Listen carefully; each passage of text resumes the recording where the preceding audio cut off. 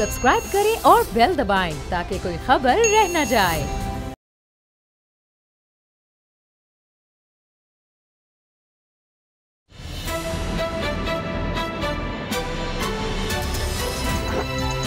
अब पता चला। बिस्मिल्लाहिर्रहमानिर्रहीम। अस्सलाम वालेकुम। मैं हूं मोहम्मद उसामा गाजी और आप देख रहे हैं अब पता चला। अल्लामा इकबाल रहमतुल्लाह अलैह का कलाम क्या ही खूबसूरत है और ख़ास तौर पर आज के दिन के हवाले से। ये गाजी ये तेरे पुरिसरार बंदे जिन्हें तूने बख्शा है ज़ौक़े खुदाई, दो नीम इनकी ठोकर से सहरा और दरिया, सिमट कर पहाड़ इनकी हैबत से राई। शहादत है मतलूब मकसूद मोमिन, न माले गनीमत न किश्वर कुशाई, दो आलम से करती है बेगाना दिल को, अजब चीज़ है लज़्ज़त आशनाई। और जिस तरह कुरान हकीम फुरकान हमीद में अल्लाह ताला फरमाते हैं, वला तक़ूलू लिमन युक़्तलु फ़ी सबीलिल्लाहि अमवात बल अहयाउ वलाकिन ला तशऊरून, और जो अल्लाह की राह में मारे जाएं उनको मुर्दा मत कहो, वो जिंदा हैं लेकिन तुम इसका शऊर नहीं रखते। तो ये हमारे ईमान का हिस्सा है। और आज का दिन यौम दिफा का दिन, शहदा की याद का दिन, हमें याद दिलाता है कि हम कभी भी अपने शहदा को नहीं भूल सकते। हम कैसे उन लोगों को भूल सकते हैं कि जिनकी खून की कुर्बानी की वजह से आज हम आज़ाद फ़िज़ाओं में सांस ले रहे हैं। आज हम देख रहे हैं कि हमारे बिल्कुल पास हमारे मुसलमान भाइयों के साथ मकबूजा कश्मीर में क्या हो रहा है। आज दहशतगर्दी के खिलाफ जंग जिस तरह हमारे शहदा ने जीत कर हमें दी है, आज वो दिन है कि हम उनको याद करते रहें। वैसे तो हर रोज़ उनको याद करना चाहिए, लेकिन आज का दिन इस बात के लिए मखसूस था। इसके साथ आज कश्मीर से भी इज़हार यकजहती किया गया। इस हवाले से हम खुसूसी तौर पर बात करेंगे। मेरे साथ हैं असद खरल साहब, बाबर डोगर साहब। और आज की जो तकरीब हुई GHQ में, बहुत पुरवकार, बहुत शानदार तकरीब थी। और जिसने भी वो तकरीब देखी है, हर आंख अश्कबार थी, लेकिन दिल फिर भी हौसले में थे। ख़ास तौर पर वहाँ मैंने देखा कि जो वुरसा बैठे हैं उनकी आंखें नम थीं अपने प्यारों को याद करके। किसी का बेटा शहीद हो गया, किसी का बाप, किसी का खामन, किसी का भाई, लेकिन वो आंसू होते हुए भी, वो गम होते हुए भी दिल में कैफियत शुक्र ही की थी। पहले रिपोर्ट देखिए, फिर बात हो। असद खरल साहब, हम देखते हैं कि इराक़ को, लिबिया को, शाम को, बिल्कुल हमारे पास अफ़गानिस्तान को देख लें आप, क्या हालात हैं वहाँ पर। इनमें से कुछ ममालिक ऐसे हैं जो पाकिस्तान से बहुत आगे थे, बड़ी वहाँ पर तरक्की थी। इराक़ की ख़ास तौर पर अगर बात कर लें, लिबिया की भी बात कर लें, लेकिन फिर वहाँ ऐसी तबाही आई। और हमारे यहाँ भी पाकिस्तान में वही प्लान था, वही बिल्कुल स्टार्ट उसी तरह से लिया गया। और पाकिस्तान तो एक न्यूक्लियर मुल्क था, और ये दहशतगर्दी के ख़िलाफ़ जंग जिस तरह से लड़ी है, उसमें जो कुर्बानियाँ दी गई हैं, उन शहदा को भी याद किया जाता है। 1965 से क्या, 1948 से ही, 1947 से ये सिलसिला शुरू हो गया, बल्कि मैं तो कहता हूँ। और उसके बाद कश्मीर का जिस तरह आप देखिए महाज हुआ, फिर 71 का आप देख लें, तो हर सतह पर ये कुर्बानी का सिलसिला कभी नहीं रुका। लेकिन बड़ी बात यह है कि कौम कभी अपने शहदा को नहीं भूली। और आज हर जगह मैं देखता हूँ कि यही यादें थीं, हर आंख में वही यादें साहब। 6 सितंबर 1965 का दिन भी आपको याद होगा। उस वक्त भी भारत ने जिस तरह से शब खून मारा था पाकिस्तान पर, उसने समझा था, और जो उनका प्लान था कि हम जाके जिम खाना में सुबह जाके नाश्ता करेंगे, और जिस तरीके से हमारे बहादुर फ़ौजी जवानों ने, जिस तरीके से उनको कम तादाद होने के बावजूद, कम रिसोर्सेज होने के बावजूद, लेकिन हमारे जज्बे, हमारी कौम और जो वलवले थे, उन्होंने किस तरह पसपा किया उस हमले को, और पूरी दुनिया ने देखा। उस वक्त भी इंटरनेशनल मीडिया ने बताया कि किस तरह पाकिस्तानी फ़ौज ने जो इंडियन फ़ौज की जो दुर्गत बनाई थी, जिस तरीके से पाकिस्तान के अंदर दहशतगर्दी का जिस तरह पाकिस्तान शिकार हुआ, पाकिस्तान के अंदर जो अलकायदा, तालिबान, खुदकश हमले, दहशतगर्दी, बैरूनी ताकतें, गैर मुल्की बड़ी बड़ी ताकतों का जिस तरह नेक्सिस था पाकिस्तान को तबाह बर्बाद करने का, उसके बावजूद पाकिस्तान आज अगर अपने कदमों पे खड़ा है तो उसकी वजह यही है कि हमारी अफवाज पाकिस्तान आज जो जिस तरह पाकिस्तानी कौम का जज्बा है, और हमें उसको सलाम पेश करते हैं हम उन शहदा को उन गाजियों को जिन्होंने हमारा अपना आज जी पाकिस्तान और हमारे कल के लिए कुर्बान किया। सही। और उनके जो अजीज़ो कारब हैं जिस तरह आपने बताया।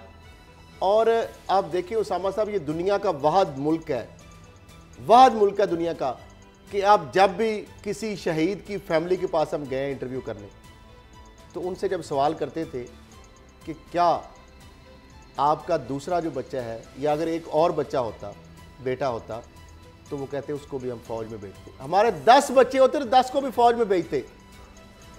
यानी ये उनकी कुर्बानी है।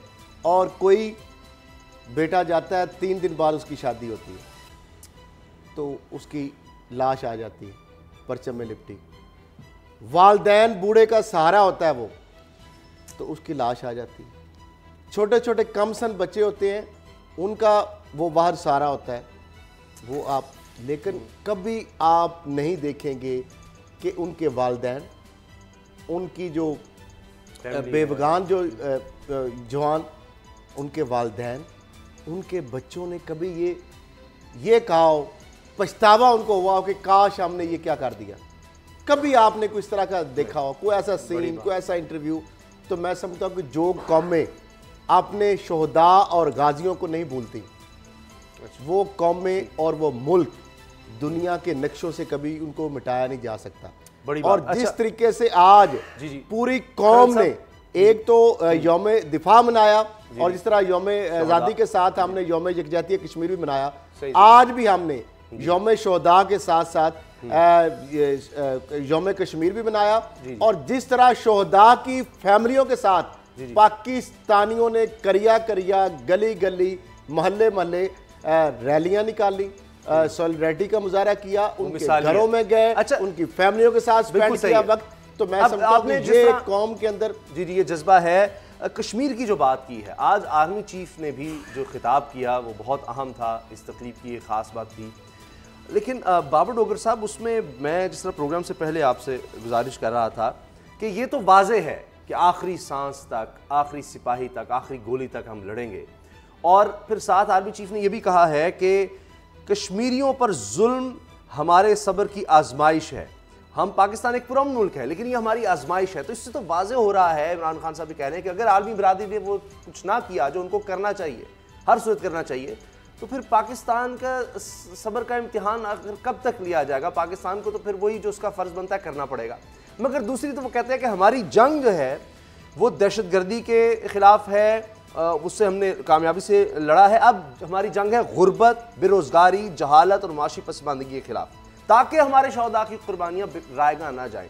तो अब जंग में तो ये बड़ा मुश्किल हो जाता है कि माशी तौर पर आप मजबूती लेकर आएँ, आप गुर्बत ख़त्म करें, जहालत ख़त्म करें, बेरोज़गारी ख़त्म करें। तो ये पाकिस्तान के लिए बड़ी मुश्किल नहीं पैदा होगी? उसामा साहब, पाकिस्तान ने तो खुद एक बहुत बड़ी जंग से तो भी निकला है। हमने दहशतगर्दी के खिलाफ एक बहुत बड़ी जंग लड़ी है, उससे पाकिस्तान में इकोनॉमी जो है वो तो हम खुद कह रहे हैं कि पाकिस्तान की इकोनॉमी तबाह हो गई, बेड़ा गर्क हो गया इस इतनी बड़ी जंग से।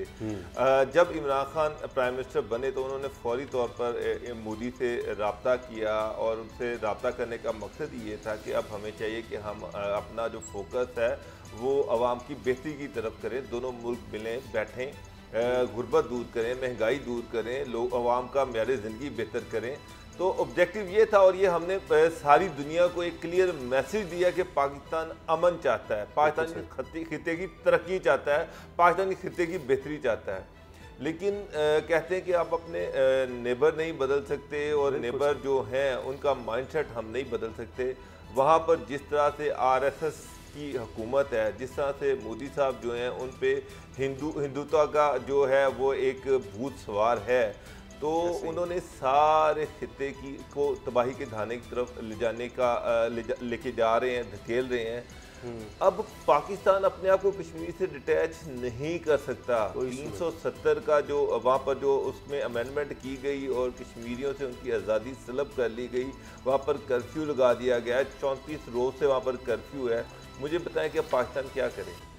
सारी दुनिया के इसको हमने बड़ा क्लियरली बता दिया कि देखें, हम अमन चाहते हैं, इस खित्ते में अमन चाहते हैं, और इस अमन को हासिल करने के लिए हमने बेताशा कुर्बानियाँ दी, हम किसी और जंग के मुतहम्मिल नहीं हो सकते। हम ये चाहते हैं कि दुनिया यहाँ पर इन्वेस्ट करे, हम दुनिया के साथ ट्रेड करें, हम अमन को फ़रोग दें। अफगानिस्तान में जो अमन का अमल है, हम उसमें शराकत कर रहे हैं, उसमें हम शरीक हैं। बिल्कुल। लेकिन अब मोदी साहब ने ऐसा एक इशू छेड़ दिया है कि जिससे इस पूरे इलाके का अमन जो है वो मुमकिन नज़र नहीं आ रहा। ये हो नहीं सकता कि कश्मीरी वहाँ पर कत्ल हो रहे हों, कश्मीरियों पे जुल्म हो रहा हो और हम यहाँ पर डिटैच होकर बैठे रहें, खामोशी से बैठे रहें। अल्टीमेटली हमें कश्मीरियों की मदद करनी है और हम कश्मीर से पीछे नहीं हट सकते। कश्मीर हमारी शाह रग है, कश्मीर हमारे खून में शामिल है। कश्मीर बनेगा पाकिस्तान, हर पाकिस्तानी और कश्मीरी एक ही नारा लगाता है और कश्मीरी जो है वो हमारे जिस्म का हिस्सा है। अब एक हिस्से में तकलीफ होगी तो दूसरा हिस्सा इससे मुतासिर ना हो, ये पॉसिबल नहीं है। तो उसामा साहब, सिर्फ कहने का मकसद ये है कि हमारी आज भी ख्वाहिश ये है कि इस खिते में अमन हो और इस खिते के रिसोर्सेज लोगों की बेहतरी के लिए खर्च हो, लेकिन ये वन साइडेड अमल नहीं है। इसके लिए ये दोनों तरफ से हाथ मिलाना पड़ेगा। बिल्कुल सही। और अगर कश्मीर का मसला हल नहीं होता, कश्मीर से इंडियन फौज वापस नहीं जाती, कश्मीरियों का इंडिपेंडेंट स्टेटस बहाल नहीं होता, तो अमन यहाँ पर मुमकिन। अच्छा, मुख्तसरन क्योंकि अगली खबर पर जाना है, वो भी बड़ी अहम है। असद खरल साहब, भारतीय फौज से जो इस तरह से वो कंट्रोल करना चाह रही है निहत्ते कश्मीरियों को, जिनके पास तो कोई असलहा भी नहीं है, कुछ भी नहीं है, तो उनसे वो नहीं कंट्रोल हो रहे। वो झूठ पे झूठ बोलते रहते हैं कि ये नहीं जी बिल्कुल यहाँ नॉर्मल है हालात, और उनको शहीद कर रहे हैं, मार रहे हैं, कत्ल कर रहे हैं। लेकिन जब पाकिस्तानी फौज से मुकाबला होता है, अभी हमने हाल में देख लिया 27 फरवरी को, चंद हफ्ते पहले की बात है, चंद माह पहले की बात है, तो अगर कहीं ऐसा वक्त आ गया तो फिर तो इसमें इंशाल्लाह हक पर सच की जीत होगी और फिर भारत को मुंह की खानी पड़ेगी, लग पता जाएगा उसको। बिल्कुल उसामा साहब, अभी भी 80 लाख लोग हैं और 8 लाख फौजी हैं। 80 लाख तो नहते हैं और उनमें खवातीन भी हैं, बूढ़े भी हैं और बच्चे भी हैं जी। और जिस तरीके से आज भी जुमे का रोज़ था चूँकि जी, और जिस तरीके से जगह जगह पे झड़पें हुई हैं, नमाज अदा करने की उनको इजाज़त नहीं दी जा रही थी, ताक़ब किया गया है, फायरिंग की गई है, शेलिंग की गई है, बहुत सारे लोग ज़ख्मी हैं, उनको गिरफ्तारियां अमल में आई हैं, शोपियां में, श्रीनगर में और जो कुर्ब जवार के इलाके हैं। सही। तो भारत ने पहले भी देखा है, फ़िज़ाई तौर पे उन्होंने मुकाबला करके देख लिया, जिस तरीके से उनका जहाज़ भी गिराया, पायलट पकड़ा, बिल्कुल, और वो भी पूरी दुनिया ने देखा। बहरी हवाले से भी हम बहुत उनसे आगे हैं, मिसाइल टेक्नोलॉजी के हवाले से हम उनसे बहुत ज़्यादा आगे हैं, और इसी तरीके से जो जज्बा हमारे पास है, जो ताकत हमारी फ़ौज के पास है, बीइंग मुसलमान, क्योंकि जज्बा जो शहादत का है वो पाकिस्तानी एक इस्लामी फौज है, 100% बात सही है, हिंदू बनिए के पास नहीं है। हाँ जी, जिस तरह हमने आज की तकरीब में देखा, ऐसी तकरीब आप कभी भारत में नहीं देखेंगे। बाबर डोगर साहब, आप क्या कहते हैं इस बारे में? क्विकली काइंडली अगली खबर पर बात करें। बिल्कुल, आज जो जज्बा ये पहले नहीं था उसामा साहब। हम जो पाकिस्तान का इस वक्त नैरेटिव है कि आखिरी गोली, आखिरी खून के कतरे तक और आखिरी सिपाही तक हम लड़ेंगे, तो आज हर नौजवान जो है वो इस नैरेटिव से के साथ है, और हर शख्स जो है, हर चाहे वो बूढ़ा है, जवान है, बच्चा है, हर एक की यही ख्वाहिश है कि कश्मीर के लिए, कश्मीरी भाइयों के लिए वो किसी भी हद तक जाने के लिए तैयार है और अपनी जान का नजराना देने के लिए भी लोग तैयार हैं। और एक जुमला मैं आर्मी चीफ का एक और कोट करता चलूँ। आर्मी चीफ ने कहा है कि मैं आपको यकीन दिलाता हूँ कि पाकिस्तान कश्मीरियों को कभी तन्हा और हालात के रहमो करम पर नहीं छोड़ेगा। पाकिस्तानियों के दिल कश्मीरियों के साथ धड़कते हैं। तो मेरा ख्याल है ये सबके लिए, कश्मीरियों के लिए भी बड़ा वाज़ेह पैगाम है, भारतीय फ़ौज के लिए भी, RSS के लिए भी, मोदी सरकार के लिए भी बड़ा वाज़ेह पैगाम है, और पूरी दुनिया के लिए भी बड़ा वाज़ेह पैगाम है कि पाकिस्तान क्या सोच रहा है। लेकिन दूसरी तरफ पाकिस्तान की एक और सोच जो नज़र आ रही है, उसकी अक्कासी किस तरह हो रही है कि अफ़गानिस्तान में माफ़ कीजिएगा अमन के लिए पाकिस्तान जो कोशिशें कर रहा है वो बड़ी वाज़ेह नज़र आ रही हैं। तो असद खरल साहब, ये चीन का साथ होना, पाकिस्तान, चीन, अफगानिस्तान और CPAC में अब अफगानिस्तान को शामिल करने की बात हो रही है, तो ये तो भारत को किसी तौर पर कबूल नहीं होगा, और ये भी नजर आ रहा है सारी दुनिया को कि पाकिस्तान का किरदार सबसे कलीदी अफगानिस्तान में अमन लाने के लिए। देखिए, भारत को तो कबूल नहीं होगा और वो इस पर शोर भी मचा रहा है, लेकिन ये सह अफ्रीकी जो मजाक रहा था, जिस हवाले से कल चीन के वज़ीर ख़ारजा भी पाकिस्तान आ रहे हैं और अफगानिस्तान के वज़ीर ख़ारजा वो भी पाकिस्तान आ रहे हैं, और उसका जो मेन एजेंडा है वो अफ़गान अमन मुज़ाकरात है। और पाकिस्तान का जो रोल है, कलीदी रोल है, दुनियावी सुपर पावर है अमेरिका, उसने एडमिट किया पूरी दुनिया के सामने, उसने एडमिट किया कि पाकिस्तान के पास जो अफ़गान अमन या अफ़गान मुज़ाकरात के लिए जो ताकत है वो किसी दुनिया के और मुल्क के पास वो ताकत नहीं है। अमेरिका ने भी उस चीज़ को एडमिट किया। तो पाकिस्तान तो ख़ित्ते के अंदर अमन की बात हो, हमसायों के साथ अच्छे तल्लुकात की बात हो, पाकिस्तान हमेशा उससे बढ़ता है। पाकिस्तान ने हमेशा इस चीज़ को डिस्करेज किया है। पाकिस्तान ने हमेशा कहा है कि पाकिस्तान की सरजमीन से कोई भी दहशतगर्दी की एक्टिविटीज़ अगर हमसाया मुल्क में हो तो पाकिस्तान इस चीज़ को किसी सूरत भी बर्दाश्त नहीं करता, और अगर ऐसा कोई एलिमेंट आता है तो पाकिस्तान ने उसको हमेशा इबरतनाक सजा दी है। लेकिन दूसरी तरफ आप देखिए कि भारत की सरजमीन जो है वहाँ से उसको पाकिस्तान के खिलाफ किस तरह दहशतगर्दी के लिए इस्तेमाल किया जाता है, और उनके अजीत दोवल, उनके अपने जो वुज़रा हैं वो किस तरह, उनके अपने रहनुमा किस तरह एडमिट करते हैं कि हाँ पाकिस्तान में हम दहशतगर्दी कराते हैं। मोदी ने इवन के जहाँ तक कहा कि हाँ हमने पाकिस्तान तोड़ा था, हाँ हमने बांग्लादेश में मकतूबानी जो है उसकी मदद की थी। तो उसी तरीके से अफगानिस्तान की सरजमीन जो है, सानिया APS हो, लाहौर के अंदर दहशतगर्दी के वाक़यात हों, पाक अफगान जो सरहद के ऊपर जो झड़पें हों, बॉर्डर के साथ पाकिस्तान और जो साथ वाघा के साथ जो वाक़यात हों, जितने भी बड़े दहशतगर्दी के वाक़यात हैं उसके अंदर हमेशा ताने बाने या अफगानिस्तान की सरजमीन या इंडिया की सरजमीन उसका हाथ आया है, वो भी भारत और NTS और रा का गठजोड़ है। आप मुझे बता दें कि पाकिस्तान जो है वो अमन का खां है, और इस्लाम भी अमन की जो है मजहब है। कभी भी उसने ये इस तरह की जो जो नफरत फसाद है या फसाद है बर्पा करने के लिए कभी भी उसमें नहीं है। मतलब इसमें सबसे बड़ी चीज़ जो है ये जो CPEC को हम कह रहे हैं कि कल जो उनके वज़ीर ख़ारजा जो आ रहे हैं और उसमें CPEC भी डिस्कस होगा। मुझे एक बात बताएंगे, अफगानिस्तान जो पीस प्रोसेस चल रहा है वहाँ पर अभी तक जो अमेरिकन है या तालिबान है उनके दरमियान अभी तक डाउट्स के एलिमेंट्स हैं, वो दोनों एक दूसरे पे शक कर रहे हैं। अफगान मुज़ाकरात जो है, अमन मुज़ाकरात जो है वो अभी तक कामयाबी से हमकिनार नहीं हुए। अफगान सदर भी कह रहे हैं कि खुश नहीं है, शायद वो भी जा रहे हैं। वो तो चले उसका हिस्सा ही नहीं थे ना, जो तालिबान और अमेरिकन एस्टेब्लिशमेंट जो दिल में खलीलजात थे जो इसका हिस्सा थे, उसमें पोम्पियो ने साइन करने से इनकार कर दिया है, और उनकी जो शराइत हैं वो जो है वो बड़ी अभी वो मेरा ख्याल है कि तालिबान को शायद एक्सेप्टेबल नहीं होंगी। तो ये CPEC का तो उस वक्त तक अफगानिस्तान में नहीं जा सकता, ये जब तक अफगानिस्तान में मुकम्मल तौर पर अमन नहीं होता। आप देखिए कि तालिबान जो है उन्होंने पीछे काबुल पे अटैक कर दिया है। अफगानिस्तान में जो अमन है फ़िलहाल वो अमन वाली सिचुएशन वहाँ पर नहीं है, हालात वहाँ पर बहुत ज़्यादा ख़राब हैं, कशीदा हैं। ऐसी सूरत में मुझे नहीं लग रहा कि CPEC की एक्सटेंशन या अफगानिस्तान को उसमें शामिल करने के हवाले से कोई भी बात हो सकेगी। तो ये अमेरिका जब तक अफगानिस्तान में एक स्टेबल पुरअमन गवर्नमेंट नहीं होती उस वक्त तक इस तरह का कोई प्रोजेक्ट वहाँ पर नहीं जा सकता। बाबर डोगर साहब, ये तो हर एक को पता है कि अफगानिस्तान में बिमनी का सबसे ज़्यादा नुकसान अफगानिस्तान के बाद पाकिस्तान को हुआ है। महाजरीन को आप देख लें, अभी 20-25 लाख है, 40 लाख तक इनकी तादाद थी। उसके बाद दहशतगर्दी आप देख लें कि वहाँ से फिर यहाँ पर होना, दीगर सारे मामला का आपको पता है।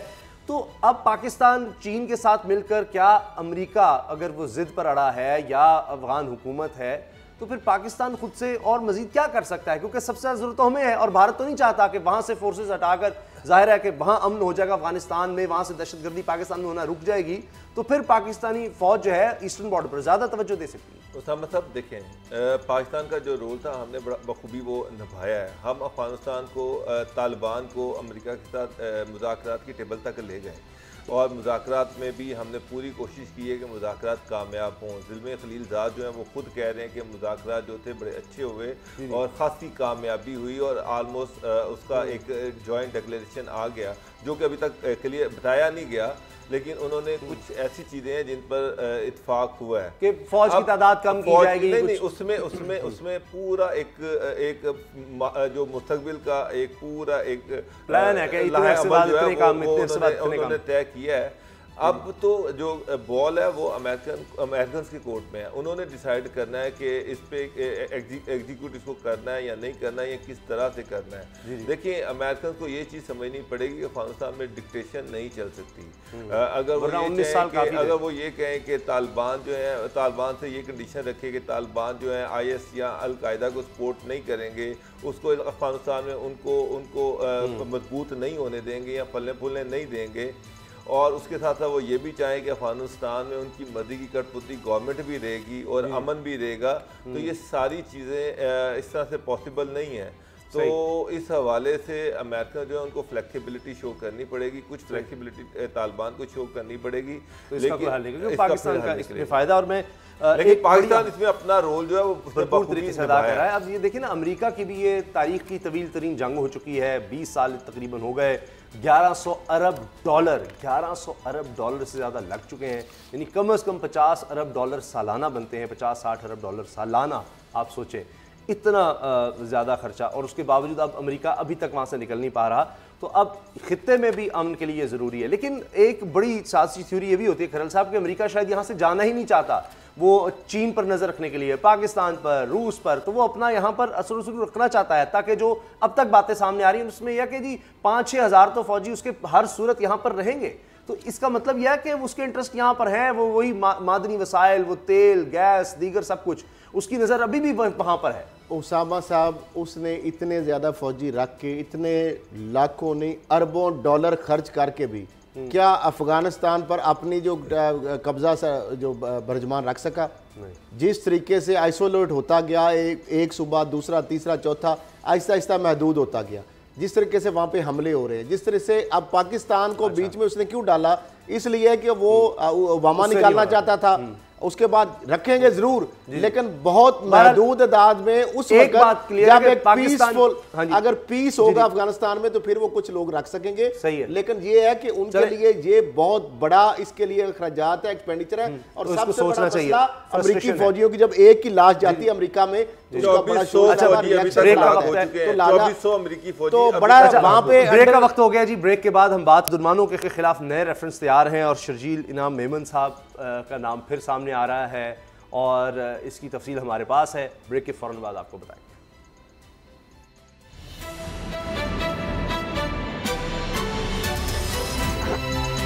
अब पता चला।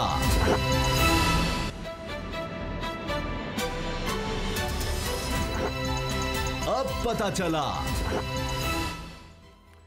एक और बड़ी खबर है नैब के हवाले से। एक तो नैब का जो इजलास हुआ एग्जीक्यूटिव बोर्ड का, उसमें यह भी कहा गया कि 22 माह में 71 अरब रुपया सरकारी ख़जाने में गया है और 71 अरब रुपए की रिकवरी हुई है। लेकिन साथ ही 3 और रेफरेंसेस भेजे जा रहे हैं, 12 इंक्वायरीज की मंजूरी हो गई है। अब 3 रेफरेंसेस में शर्जील इनाम मेमन साहब का भी नाम है। जी हाँ, एक दफ़ा फिर उनका नाम आ गया है। नाजायज़ इस्तेमाल किया उन्होंने अपने ओहदों का, और साथ ही उन्होंने आमदन से ज़ायद असासे भी, और भी बहुत से लोगों का नाम सामने आया है। अब ये एक अजीब बात है कि कोई भी सिंध का मामला हो, करप्शन का मामला हो कराची में, तो कहीं ना कहीं जरदारी साहब या उनके करीबी लोग सामने आ जाते हैं। अभी हाल ही में जिस तरह आपने देखा, एक बहुत बड़ी खबर आई, एक बहुत बड़ा स्कैंडल सामने आया, ज़मीनों का 1000 एकड़ ज़मीन, सरकारी ज़मीन अलॉट की गई, तो उसमें बहुत से लोगों के नाम थे। तो एक नाम सुहेल साहब को भी लिया गया जो एडिशनल DG MDA हैं। लेकिन अब इंक्वायरी हुई और इंक्वायरी के बाद पता चला कि उनके खिलाफ तो कोई सबूत है नहीं। असद खरल साहब, ये एक तो बहाली हो गई कि कोई सबूत वगैरह नहीं था, लेकिन जो ये शर्जील इनाम मेमन साहब का मामला अब आ रहा है, ये 3 नए रेफरेंसेस आ रहे हैं, तो आपको लगता है कि ये तो काफ़ी मुश्किल हो जाएगा इससे निकलना शर्जील इनाम मेमन साहब का? देखिए उसामा साहब, ये वही पुराने जो मामला इंक्वायरी, इन्वेस्टिगेशन और आगे रेफरेंस की शेप में जा रहे हैं, और साथ ही इसके MD जो साबिक PSO हैं इरफान खलील कुरैशी साहब जी, उनके हवाले से भी मंजूरी दी गई है, और उनको असासे ज़ायद जो है ना आमदन से ज़ायद बनाए गए हैं, और उन्होंने पेट्रोलियम जो कंपनीज़ हैं उनको ऑयल की सप्लाई जो की, और उसमें मुख्तलिफ जो उन्होंने घपले किए, काफ़ी 50 करोड़ से ज़्यादा उनके ऊपर इल्ज़ाम है। फिर इसके ऊपर जो 12 इंक्वायरियों की आपने बात की, उसमें बाबर गौरी साहब जो साबिक वज़ीर पोर्ट एंड शिपिंग थे, MQM के बड़े मशहूर जनाब, भागे हुए हैं साउथ अफ्रीका और पता नहीं अमेरिका में कहाँ पे, अरबों रुपए के एहसास से उन्होंने बनाया, लूट मार की। उसके बाद बाकी सेंटर कलजूम जो परवेज़ साहिबा हैं, फिर उसके बाद हैं अवैध शाह साहब, फवाद हसन फवाद, गुलाम नज़ामानी, सईद ख़ान नज़ामानी, कैसर अब्बास मक्सी और दीगर ये भी शामिल है। अब बहुत सारे और भी इसमें ऑफिशियल्स हैं, गवर्नमेंट के फंक्शनरीज हैं, फेडरल गवर्नमेंट के, प्रोविंशियल गवर्नमेंट के, और उसमें कुछ पॉलिटिकल फिगर्स भी हैं जिनके पास पब्लिक ऑफिस थे। तो उनके ऊपर इंक्वायरीज भी अथोराइज की गई हैं, इन्वेस्टिगेशन भी की गई हैं। कुछ जो लोग हैं, जिस तरह साबिक वज़ीर जेल खाना जात थे पंजाब के फ़ारूक नज़ीर जो है, उनका इंक्वायरी बंद की है। इस तरह बहुत सारी इंक्वायरीज बंद भी की गई जिसमें इन्वेस्टिगेशन या इंक्वायरीज थी, लेकिन उनमें पोटेंशियल एविडेंस नहीं थी, इस बुनियाद पर उनको बंद किया गया। वैसे आप जो है ना साफत में यकीन अथॉरिटी है नैब के मामलात में, तो इसमें तो कोई दो राय नहीं। तो अब नैब काफ़ी एक्टिव नज़र आ रहा है आपकी खबरें देने के बाद, कोई ना कोई रोज़ाना कोई स्टोरी सामने आ जाती है। खरल कहानी में आज के ये चौधरी शुगर, ये कोई शुगर मिल थी या ये मनी लॉन्ड्रिंग का काम करने के लिए एक डेन बना रखा था? तो असल कहानी क्या है खरल साहब, ये शुगर मिली थी? देखिए, पाकिस्तान वाले तो पकड़े जाते जो पाकिस्तान से बाहर बैठ के लूट मार कर रहे हैं। अब देखिए हुसैन नवाज साहब की ये जो माशाल्लाह, इनको मेरे ख्याल टीटी शरीफ अब इनका नाम रख देना चाहिए, क्योंकि शरीफ फैमिली की इतनी टीटियाँ निकल रही हैं, मेरे ख्याल पूरे पाकिस्तान की तारीख में इतनी टीटियाँ नहीं। हुसैन नवाज साहब की देख लें जी कहानी, उनकी भी राइजिंग स्टार जो बन रहे हैं वो, कि चौधरी शुगर मिल की जो इंक्वायरी उसके अंदर जब नैब ने इसकी तहकीकात की तो पता चला जी कि चौधरी शुगर मिल के हवाले से हुसैन नवाज साहब जो है, उन्होंने भी किस तरह काला धन सफ़ेद किया। 10 सालों में जी करोड़ों रुपए की गैर मुल्की तरसीलात की मद में उन्होंने वसूल किए। 2010 से 13 तक जो 13 ट्रांजैक्शन हुई, जो नैब ने जो रिकॉर्ड जब लिया तहवील में, उसमें पता चला। और 13 ट्रांजैक्शन जो है 3 साल में 50 करोड़ रुपए पाकिस्तान भेजे गए। हुसैन नवाज साहब ने 13 ट्रांजैक्शन के ज़रिए 3 साल में 2010 से 13 तक 50 करोड़ रुपए पाकिस्तान भेजे। फिर उसमें अमेरिकी डॉलर में, बरतानवी पाउंड की शक्ल में ये तरसीलात भेजी उन्होंने। और ये जो हुसैन नवाज है, करोड़ों के माली मामला से मुतल्लिक अब नैब ने जब इनसे तफसीलात देंगी तो उसका वो जवाब नहीं दे रहे, लेकिन ये वो रिकॉर्ड है जो नैब के पास सारी चीज़ें पहुँच चुकी हैं। हुसैन नवाज ने नवाज शरीफ को 4 साल के दौरान 40 करोड़ से ज़ायद की रकम भेजी। अब ये तो होगी हुसैन नवाज साहब। इसी तरह मरियम साहिबा जो है, और ये सारी नाजरीन आप स्क्रीन पे हम दिखा भी सकते हैं, ये उनकी टीटियों की बाकायदा तफसीलात हैं, ये बाकायदा रिकॉर्ड पे मौजूद हैं, ये भी आप देख सकते हैं। अच्छा, इसके साथ मरियम नवाज साहिबा जो है 7 करोड़ जो है 7 करोड़ 42 लाख रुपए उनके पास टोटल एसेट्स थे। लेकिन 6 साल के दौरान 79 करोड़ रुपया उनको और 42 लाख 60 हज़ार रुपये के तहफ़ मिले, यानी 7 करोड़ 35 लाख के बढ़ के इनकी रकम हो जाती 86 करोड़ 70 लाख और 60 हज़ार। ये भी टीटियों की शक्ल में मुख्तलिफ मुल्कों से और मुख्तलिफ गैर मुल्की जो शख्सियात हैं उन्होंने इनको तोहफ़ों की शक्ल में दी।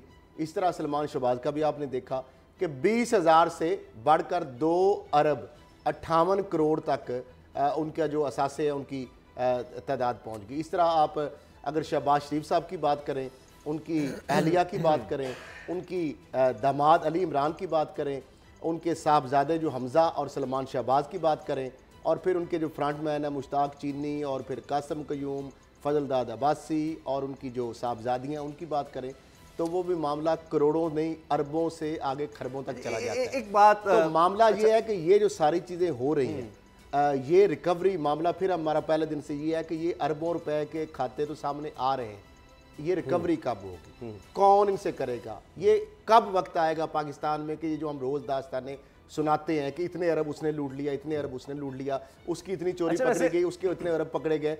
मामला ये है कि साहब अगर कोई आम चोर पकड़ा जाए तो उसकी तो घर का जो जहेज का सामान उसकी बहन का भी हो तो वो भी पुलिस उठा के ले आती है। मुझे ये समझ नहीं आती कि इनके उस तरह लल्ले तल्ले भी चल रहे हैं, इनके उस तरह खाबे भी चल रहे हैं, उस तरह गाड़ियाँ, उस तरह मोटरकेट चल रहे हैं, उस तरह महलात जो है उसके अखराजात चल रहे हैं। इनके ना तो अभी तक अकाउंट जो है उनको अभी रिसीवर नैब ने कहा था कि रिसीवर हम शहबाज शरीफ फैमिली में बिठाएंगे, उनके तमाम जो इंडस्ट्रियल यूनिट्स हैं अभी तक रिसीवर क्यों नहीं बिठाए जा रहे, अभी तक इनके तमाम बैंक अकाउंट्स, इनकी जायदादें, इनकी हर चीज जो उसको सील क्यों नहीं किया जाता।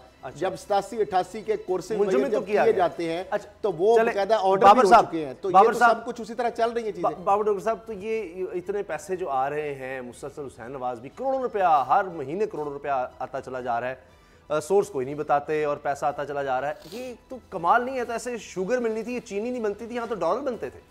उसामा साहब ये तो कुछ भी नहीं है। मैं मतलब है कि 50 करोड़ 30 करोड़ 20 करोड़, ये तो वो हाथ झटकते हैं ना तो इतने पैसे उनके हाथों से वैसे ही गिर जाते हैं। तो क्या पैसे बात कर तो रहे हैं सर बहुत ज्यादा है। पाकिस्तान की मेजॉरिटी सारी उम्र ये- पूरा खानदान ये जो लगा रहे, corruption हुई है 100 ना, साल उसामा कमाता रहे, साहब, नहीं कमा सकता इतने पैसे। करप्शन जो हुई है ना वो तो अरबों डॉलर्स में हुई है।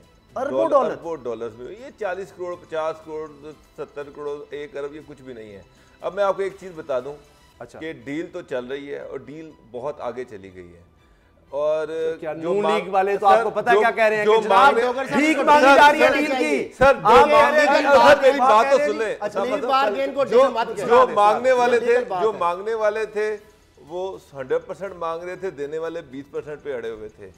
अब मेरी 50-50 लेटेस्ट पे इत्तला मामला आ है गया। कि मांगने वाले जो डील जो वो 100 वाले जो है वो 70 पे आ गए इधर से हैं और 50 पे देने चले वाले गए। 100 से 50 पे चले गए हैं। अच्छा, तो करीब आ मामला रहा है काम। चलो, 20% कल पे क्या अड़ा होगा? हुआ है और मामला उस किस तरह से डील होनी है उस पे अड़ा हुआ है। अच्छा। कि पैसा कोई बाहर का मुल्क देगा या यहाँ से नैब के जरिए से प्ली बार्गेन होगी।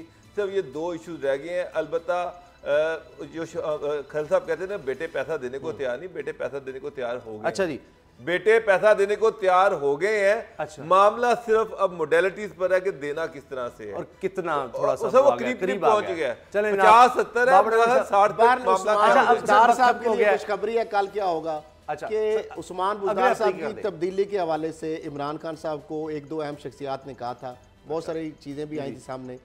फिर उसके बाद एक अहम शख्सियत लाहौर आमद हुई, वहाँ पे एक लाहौर की एक अहम खातून शख्सियत वो उस्मान बुज़दार साहब को लेके, वो जो इस्लामाबाद से एक शख्सियत अहम आई सर, थी टाइम उसके पास लेके गई अच्छा। और उन्होंने थपकी लगाई है उस्मान बुज़दार साहब को। और इमरान खान साहब ने अब आपका कह भी दिया। कोई बात तो चले बिका मैं नहीं अब कर कह देता सकता, हूँ, आप आपने तो सीएम बात रहेंगे। इसमें सिर्फ मैं इतना कर देता हूँ कि अगले हफ्ते कल क्या होगा हमारा सेगमेंट है, उसमें मैं पूरे अगले हफ्ते की बताता हूँ कि अब उस्मान बुज़दार साहब रिलैक्स करेंगे, इंजॉय करेंगे और धीमे और सुस्त और वो मौजें जिस तरह वो करते हुए नजर आते हैं, ऐसे कोई टेंशन ही कोई नहीं है, कोई मसला ही नहीं है। शहबाज गिल साहब बस ट्विटर पे लगे रहेंगे तो अगला हफ्ता आपको और वो एक्टिव नजर आएंगे, क्योंकि अगर आप नोट करें शहबाज गिल साहब भी ट्वीट्स पे उस्मान बुज़दार साहब को उस तरह डिफेंड नहीं कर रहे थे, उनको भी लग रहा था कि जा रहे हैं।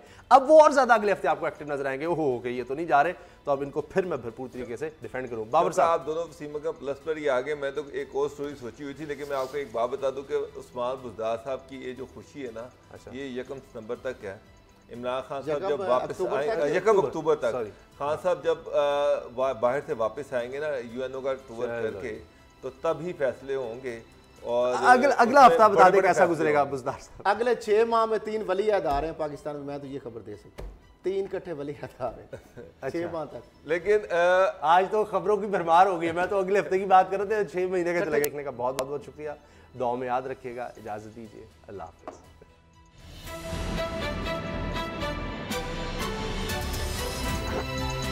अब पता चला। सब्सक्राइब करें और बेल दबाएं ताकि कोई खबर रह न जाए।